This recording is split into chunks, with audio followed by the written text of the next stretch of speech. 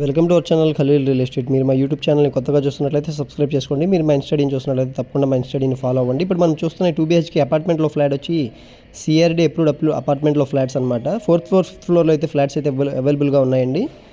చూస్తున్నారు, ఇది వచ్చి హాల్ వ్యూ అనమాట. మనకి వుడ్ వర్క్ కానీ, సీలింగ్ వర్క్స్ కానీ, లైట్స్, ఫ్యాన్స్ మొత్తం ఎమ్యూనిటీస్తో అయితే ఈ ఫ్లాట్ మనకి సేల్గా అయితే వచ్చిందండి. వెస్ట్ ఫేసింగ్ ఫ్లాట్ అనమాట. ఇప్పుడు మనం డైనింగ్ హాల్ కూడా చూద్దాం పదండి. ఇది వచ్చి డైనింగ్ కమ్ కిచెన్ అనమాట. మనకి కిచెన్లో వచ్చి వాటర్ ప్యూరిఫైర్ ఒకటి, చిమ్నీ ఒకటి ప్రొవైడ్ చేస్తున్నారండి.